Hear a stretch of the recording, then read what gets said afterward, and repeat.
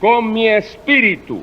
En el libro del profeta Zacarías, capítulo 4 y verso 6, leemos: Entonces respondió y me habló diciendo: Esta es palabra de Jehová a Zorobabel, que dice: No con ejército ni con fuerza, sino con mi espíritu, ha dicho Jehová de los ejércitos. El propósito de estas palabras fue para alentar a Josué y Zorobabel en la gran labor que tenían de restaurar el templo y la nación de Judá después de la cautividad en Babilonia. Les fue dicho a ellos que la verdadera fuente de poder para realizar su tarea no era con ejército ni con fuerza humana, sino con la unción del Espíritu Santo. Y fue precisamente con esa poderosa unción del Espíritu Santo que Josué y Zorobabel realizaron el trabajo. Hoy día vivimos en una era materialista. Los valores espirituales están en crisis. La mayoría vive conforme a lo material. El hombre comprende que existe un vacío en su vida que no puede llenarlo con nada material, y en su infructífera búsqueda ha invadido aún el espacio. Y más triste aún es el hecho de que en sectores evangélicos y aún de avivamiento están descuidando la verdadera fuente de poder, la unción del Espíritu Santo, y se están identificando con el materialismo. Revisando someramente las Sagradas Escrituras, encontramos que el hombre nada ha podido hacer de sí mismo por su fuerza, sino que ha sido por el poder de Dios en su vida. Bien al principio, con relación a la creación, dice la Biblia que el Espíritu de Dios se movía sobre la haz de las aguas. Con relación a la defensa del pueblo, Moisés actuó en su fuerza y mató a un egipcio, pero después, ante las grandes manifestaciones del poder de Dios, libertando y defendiendo a su pueblo, aprendió que no es con ejército ni con fuerza, sino con el Espíritu de Dios. Con relación al servicio, Nadab y Abiú, en su propia opinión y fuerza, ofrecieron fuego extraño a Jehová, y por tal acción murieron, y el pueblo aprendió que no es con ejército ni con fuerza, sino con el Espíritu de Dios. Con relación al gobierno del pueblo, Coré actuó en su fuerza humana y se rebeló contra Moisés. Moisés acudió a Dios con el Espíritu de Dios, y la tierra se abrió y se tragó a Coré y a los suyos, aprendiendo el pueblo que no es con ejército ni con fuerza, sino con el Espíritu de Dios. Con relación a escoger los líderes, el pueblo actuó en su fuerza y en su concepto humano. Pidieron rey y vino Saúl.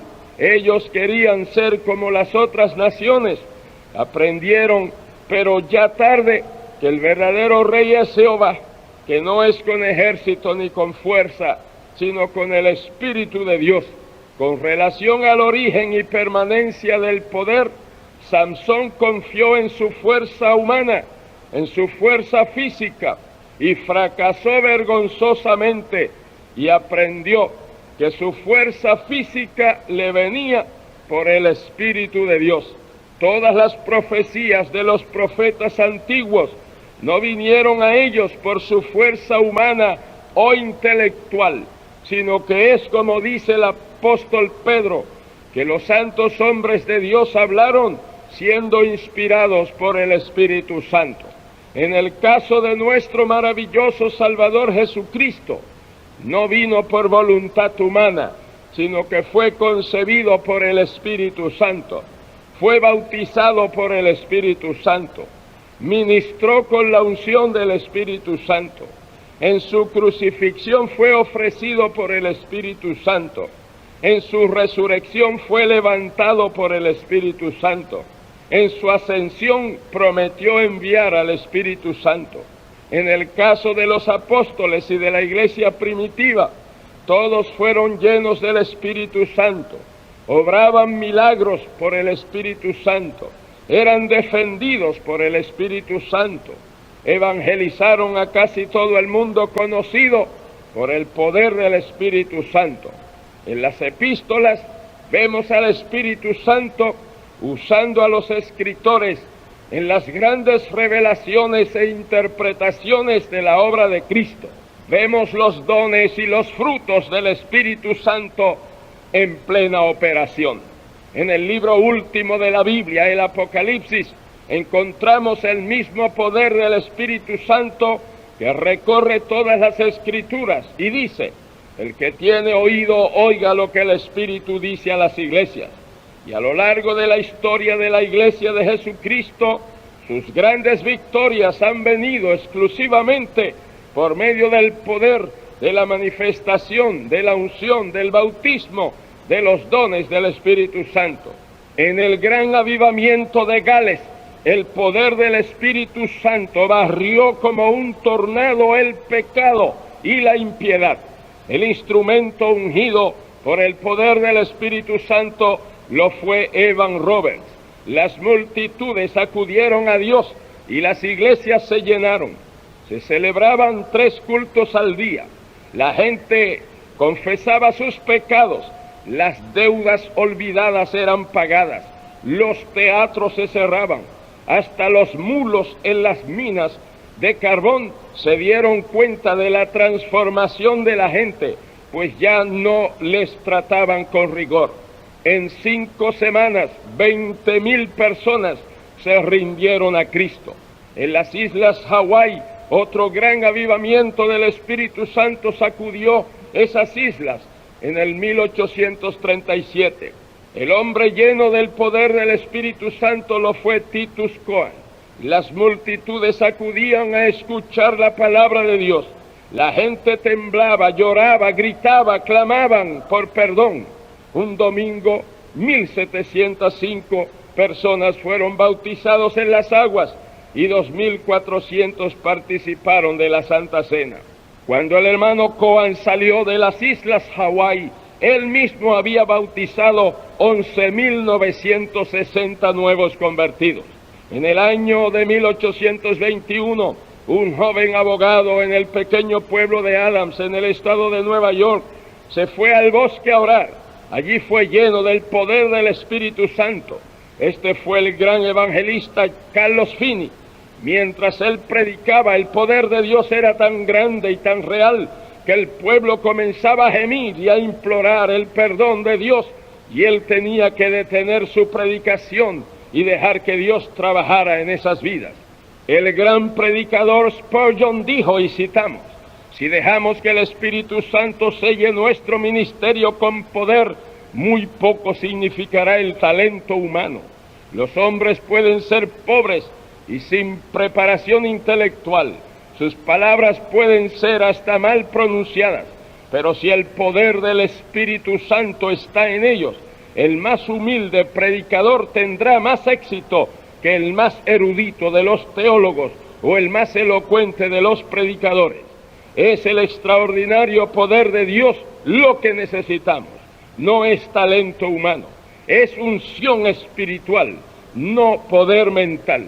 Los ministros del Evangelio necesitan tener este poder del Espíritu Santo, porque de lo contrario no son aptos para el ministerio.